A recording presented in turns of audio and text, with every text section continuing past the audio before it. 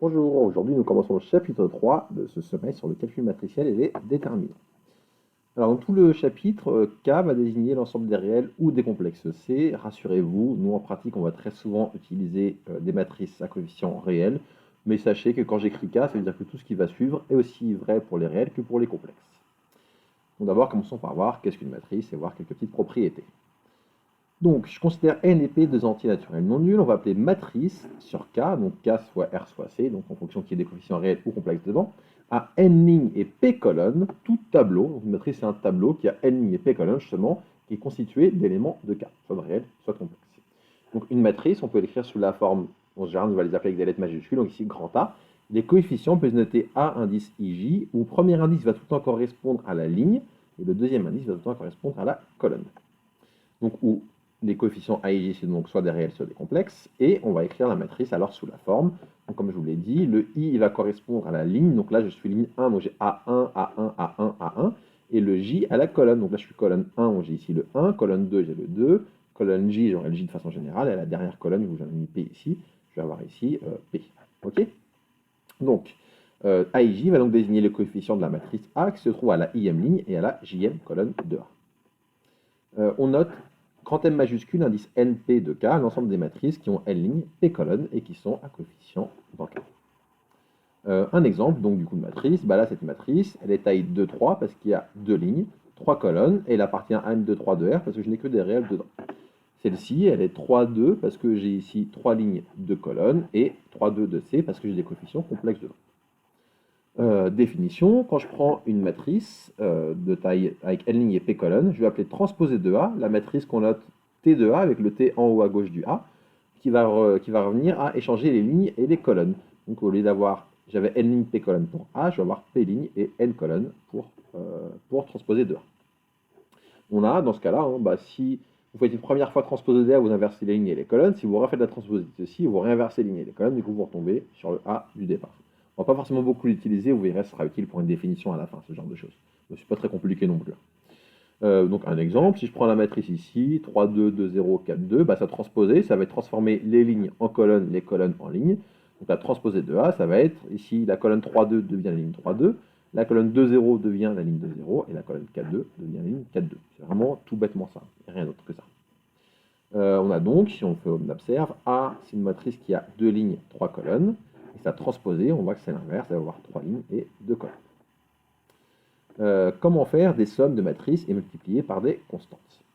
Alors, si j'ai deux matrices A et B qui font la même taille, c'est-à-dire même nombre de lignes et même nombre de colonnes, la somme de A, ça va être la matrice qu'on obtient en faisant tout simplement la somme de chaque coefficient correspondant, et on aura la même taille de matrice. Donc la somme, c'est assez intuitif.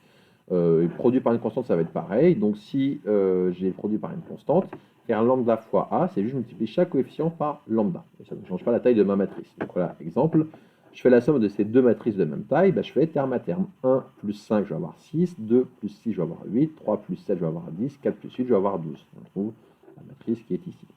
Si je veux multiplier une matrice par une constante, 8 fois un quart, je vais avoir 2, 8 fois 1, je vais faire apparaître, je vais avoir 8, 8 fois moins 1, je vais avoir moins 8, 8 fois 2, je vais avoir 16, 8 fois moins 8, moins 1, 8 fois 10, 80. Donc ça, ce sont des choses assez naturelles, assez intuitives, qui normalement ne vont pas vous poser trop de problèmes.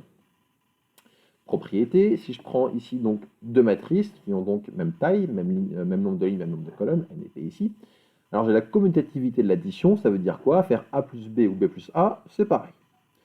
Je peux considérer un élément opposé, c'est-à-dire si je prends moins A à la matrice, ou je prends la matrice A et je prends tous les coefficients, bah, je prends leur opposé, je mets un moins devant, alors j'ai A moins A qui vaut 0, où 0 c'est la matrice nulle, donc où tous les coefficients sont nuls, partout. Transposer de A plus B, c'est transposer de A plus transposer de B. Et enfin, je peux faire une associativité, je peux distribuer quand j'ai une multiplication par une constante. Lambda plus mu fois A, c'est lambda fois A plus mu fois A. Et lambda fois A plus B, c'est lambda fois A plus lambda fois B. Et enfin, transposer de lambda fois A, bah, c'est lambda fois transposer de A. Quand je multiplie par une constante, et changer les lignes, ça ne va pas changer grand-chose. Enfin, on peut sortir la constante. Multiplication de matrice, ça va être un peu différent, on sait le voir tout de suite. Alors, vous allez d'abord avoir cette définition horrible que vous n'allez pas utiliser en pratique, qui est utile quand on fait des maths un peu plus poussées et qu'on veut démontrer des choses sur les produits de matrice, mais vous, ça ne va pas être votre cas. Donc, retenez pas forcément cette définition, c'est vraiment pour savoir être complet. Ce qu'il faut retenir, c'est que, regardez ici, Ma matrice A elle était à n ligne P colonne. Ma matrice B elle a P ligne M colonne. Pour que le produit existe, il faut que j'ai ça. Il faut que j'ai ici le même nombre de colonnes pour A qui est égal au nombre de lignes pour B. Et ce qui va se passer, c'est que la matrice produit obtenue, elle va obtenir le nombre de lignes de A, donc ici n, et le nombre de colonnes de B, c'est-à-dire ici M. Rien de mieux qu'un exemple pour comprendre. Donc ce que je vous invite à faire, c'est à regarder la vidéo de l'exemple 1 pour comprendre ici comment on fait ce produit de matrice et comprendre pourquoi le produit BA n'est pas défini, le produit AB donne ceci. Donc exemple 1 pour comprendre cet exemple. Le produit, attention, n'est pas commutatif, il est très particulier, le produit de matrice, et du coup, AB, c'est différent de B fois A en général. On a même vu juste avant, enfin, je ne vous l'ai pas dit, mais on l'a juste écrit, qu'il arrivait que AB existe, mais pas BA. Donc non seulement, des fois, AB existe, mais pas B fois A, mais même ça, quand les deux existent, AB peut être différent de BA. On peut même avoir un truc qui n'est pas du tout intuitif, on peut avoir un produit de matrice A fois B qui soit égal à 0, mais pourtant que à la fois A différent de 0 et que B soit différent de 0. Donc avec les produits de matrice, toutes les choses que vous aviez en vous de façon intuitive sont fausses pour les produits de matrice, donc faites attention, c'est un peu piégeux à ce niveau-là.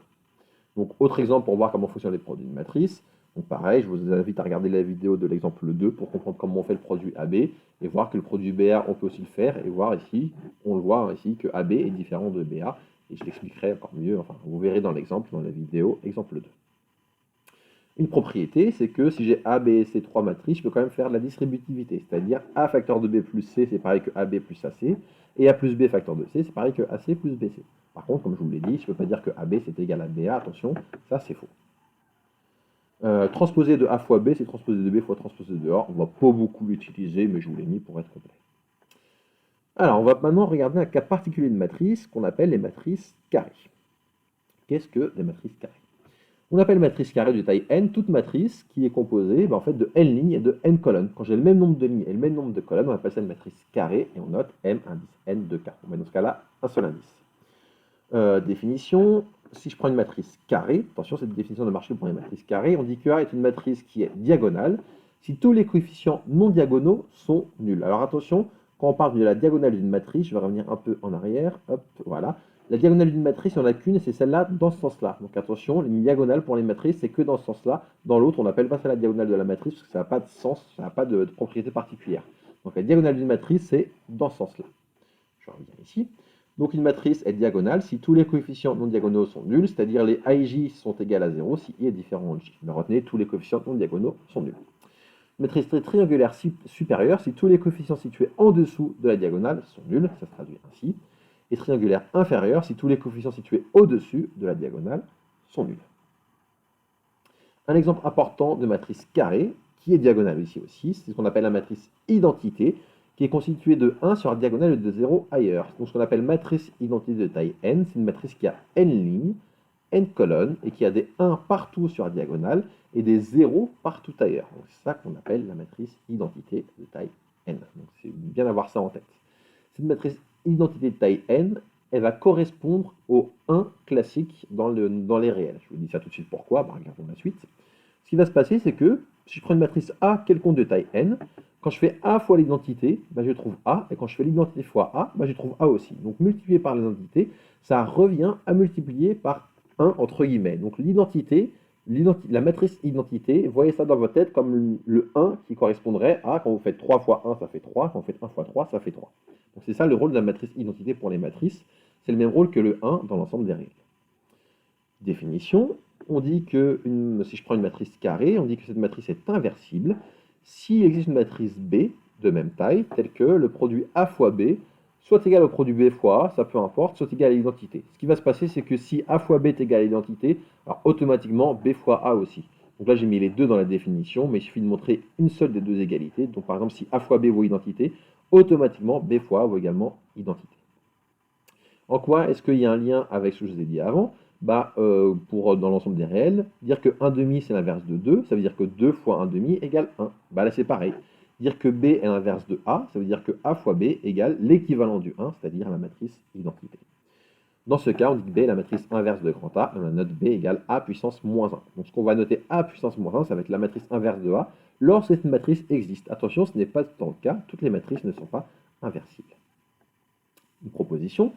on va dire qu'une matrice est inversible si et seulement si elle est inversible à droite ou à gauche. Ce que je vous ai expliqué juste avant, si j'ai A fois B qui vaut identité, ça suffit pour dire qu'elle est identité, qu'elle est inversible. Pas besoin de faire aussi B fois. Donc si vous l'avez soit à droite, soit à gauche, vous avez les deux. Lorsque l'inverse d'une matrice existe, alors cette inverse est unique. Pour calculer l'inverse d'une matrice, ce qu'on va faire, c'est utiliser la méthode du pivot de Gauss. La méthode du pivot de Gauss, ça va se consister à ramener la matrice identité grâce aux trois opérations suivantes. Donc on fait un pivot de Gauss, on a le droit de faire trois opérations qui vont être: en 1, multiplier une ligne par une constante. En 2, additionner un multiple d'une ligne à une autre ligne, faire ce qu'on appelle des combinaisons linéaires de lignes. Et en 3, échanger deux lignes. On va refaire que ça dans le pivot de Gauss, et attention, c'est que sur les lignes, surtout pas sur les colonnes. Il n'y a rien de mieux qu'un exemple pour comprendre. Donc exemple 3, l'inverse de cette matrice, que l'on admet ici être inversible, est donnée par la matrice qui est là. Je vous invite à faire l'exemple 3 pour voir comment on calcule cette inverse. Le calcul d'inverse de matrice, il va être très utile pour la résolution de système linéaire à une équation à une inconnue, et on va voir l'application ici. Donc si on considère le système qui est donné ici, c'est-à-dire A11 fois x1 plus A12 fois x2 plus A1 fois xn égale y1, j'ai une première équation. Je vais avoir pareil ici n équations avec n inconnus, et mes A11, A12, ANN, ce sont mes coefficients de mon équation, et y1, y2, yn, c'est le second nombre. Ce qui va se passer, c'est que ce système, il peut se réécrire sous la forme matrice grand A fois x égale grand y, ou grand A, c'est la matrice composée des coefficients de mon système. Et en fait, le produit matriciel, justement, il est défini de façon à ce que ça fonctionne. Donc avec le produit matriciel tel qu'on l'a défini, A fois x égale y, ça équivaut vraiment exactement à l'équation que j'ai ici. Donc où A, c'est la matrice et les coefficients. Grand X, c'est le vecteur colonne qui vaut x1, xn, donc mes inconnus. Et y, c'est le vecteur colonne qui vaut y1, yn, c'est-à-dire mon second nombre. Si la matrice A est inversible, en fait, comment on va faire pour résoudre? De façon assez classique. Reprenons dans le monde des réels. Si vous avez 2 fois x égale 1, vous allez dire que x, ça vaut 1 demi fois 1. Là, c'est pareil. 1 demi, c'est l'inverse de 2. Là, vous allez dire que si a fois x égale y, x, ça vaut l'inverse de a, c'est-à-dire a moins 1 fois y. Et il suffit ainsi de calculer a moins 1 pour résoudre le système. Attention, c'est bien a moins 1 fois y et pas y fois a moins 1. Y fois a moins 1, ça n'existerait pas. C'est bien a moins 1 fois y pour faire le calcul ici. En pratique, plutôt que de calculer a moins 1, donc ça, passer par a moins 1, c'est utile quand on a, par exemple, plusieurs fois, quand on a un second membre qui est différent, ça peut être utile. Mais en général, on va plutôt utiliser le pivot de Gauss pour résoudre des systèmes. Je vous invite à regarder donc la vidéo résolution de cet exemple qui s'appelle exemple 4 pour voir comment on fait pour résoudre un système avec le pivot de Gauss direct sans forcément passer par l'inverse d'une matrice. Passons maintenant au déterminant d'une matrice carrée. On va voir ce que c'est et ce qu'on va en faire. Alors, ici, on ne va pas donner ici la véritable définition des déterminants. D'ailleurs, vous n'avez pas les outils pour que je donne cette définition. C'est vraiment pas au niveau DUT, c'est pas du tout au programme. Et c'est quelque chose qu'on va pas utiliser en pratique. Donc, je ne vous la donne pas du tout. On va se contenter de voir des méthodes de calcul pour calculer un déterminant. Commençons par le cas n égale 2, qui est le cas le plus direct, pour lequel on a une formule qui est toute faite. Donc, seul cas où on donnera justement une méthode de calcul direct. On considère une matrice M qui vaut A, B, C, D, de taille 2. Donc, ce sera tout dans des matrices carrées. Le déterminant de matrice qui n'est pas carré n'existe pas. On va pouvoir dire que le déterminant de M est défini par det M, qu'on note aussi. Donc la notation pour le déterminant, soit vous mettez det parenthèse M, soit votre matrice ABCD, vous enlevez les parenthèses, vous mettez des barres verticales, et ça signifie que vous calculez le déterminant. Pour une matrice 2,2, c'est simple, ça va donner AD moins BC. Donc pour une matrice 2,2, vous allez faire produit de la diagonale, moins ce que j'ai envie d'appeler l'antidiagonale. Donc AD moins BC. Donc ça, c'est le déterminant pour une matrice 2,2.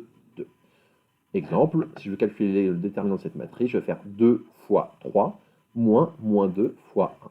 Ça va donner donc 2 fois 3 moins 2 fois 1. 2 fois 3, ça fait 6.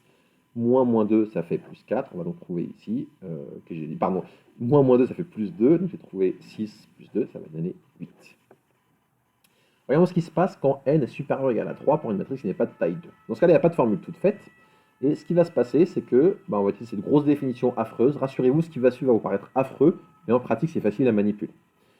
Donc, on va appeler mineur de M relatif au terme M indice IJ, et on a DIJ, le déterminant de la matrice de taille n-1 obtenu en supprimant la IM et la JM colonne de M. Au secours, qu'est-ce que c'est que cette horreur, vous devez vous dire. On appelle, attention, c'est pas fini, on appelle cofacteur de MIJ le nombre grand MIJ qui vaut moins 1 puissance I plus J fois DIJ. Oh là là, qu'est-ce que c'est vraiment cette horreur.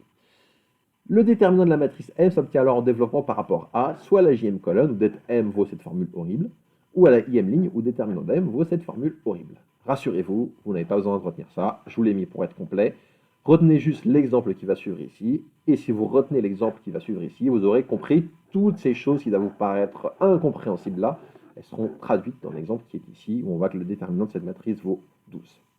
On s'arrête là pour cette première partie de cours, et on continuera dans une prochaine vidéo.